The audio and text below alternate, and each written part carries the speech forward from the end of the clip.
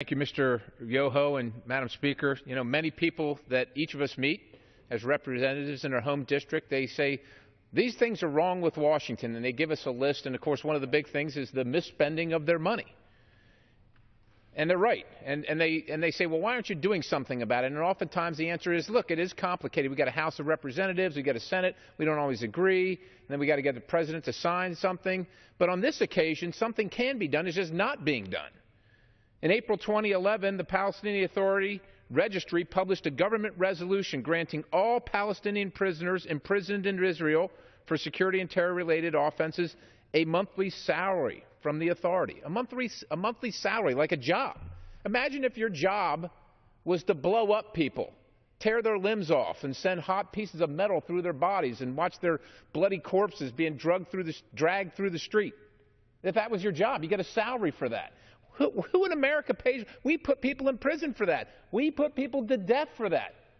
Yet American taxpayers are paying people overseas to do just that. I mean, words mean things. They pay a salary. The authority defined eligible beneficiaries as anyone in prison as a result of his participation in the struggle against the occupation, as is already stated. The occupation, again, words mean things, and I wonder, you know, people complain and they call it an occupation of the Palestinian lands. Let's remember who attacked Israel. And I wonder if the war had ended inside of Israel's borders, if the attackers would have given Israel's borders back. I wonder, but I doubt they would have. Words mean things. So if you're involved at all in this struggle, in this fight, in this killing, you get a salary. Now, according to the Palestinian Authority's definition, as was already stated, more than 4,500 Palestinian prisoners as of December 2012 serving time for terror-related offenses are recipients of these salaries.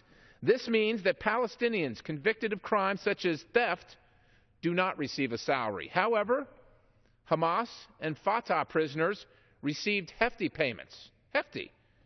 You know, according to the regulation and economic reports on government salaries, the monthly salaries to these prisoners range from $680 to $3,400 a month.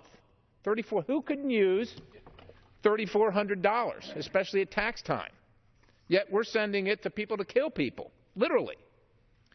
Like many salaries, payments to prisoners follow a sliding scale based on quality of work. And if your work is murdering other people, as Mr. Weber from Texas already stated, the more murder, the more mayhem, the higher the salary. I mean, it's unfathomable to us as Americans. This is happening, and there's a few of us on the floor, but where's the rest of the federal government, Madam Speaker? Where's the Senate?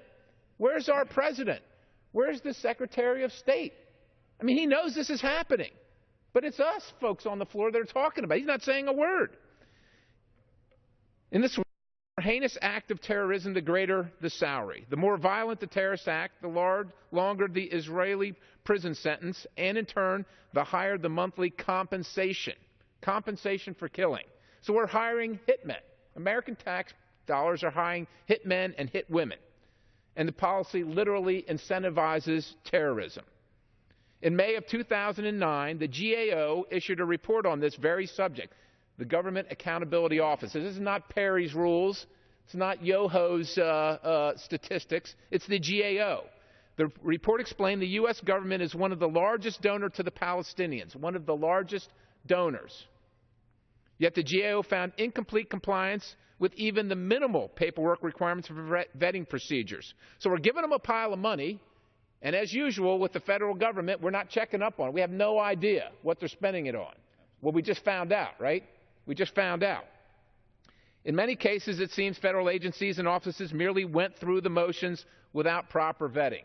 So surprising. It's shocking to me that U.S. taxpayer dollars have been indirectly used to pay Palestinian terrorist salaries. And let me explain the indirectly part of it, because it amounts to this fiscal year, $440 million. $17 trillion in debt. Annual deficits for the last 5-6 years averaging about $1 trillion. Yet we're happy to hand away $440 million, and some of which, a great deal of which, is used to kill people. So the Congress allocates that money to the Department of State.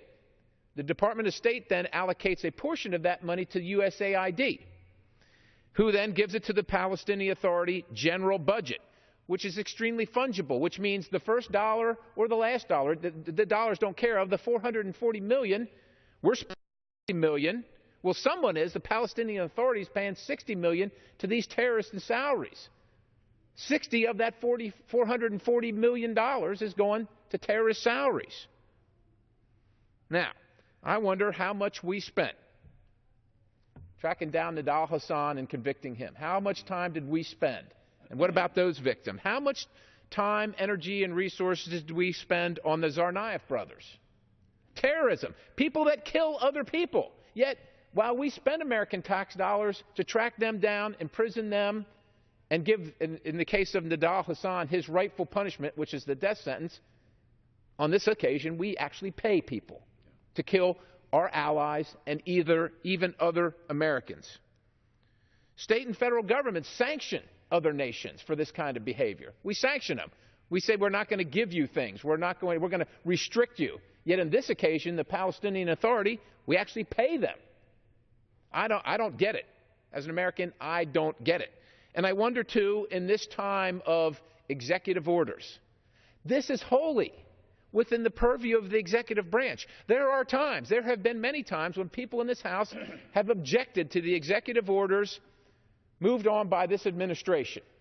But on this occasion, I can't think of one person in this room that would say, oh no, Mr. President, please don't stop the State Department from giving $440 million to the Palestinian Authority so they could spend $60 million of hard-earned taxpayer money to pay for criminals that kill people. Yet, crickets, Madam Speaker, crickets. And with that, I yield back to the gentleman. I appreciate the gentleman from Pennsylvania.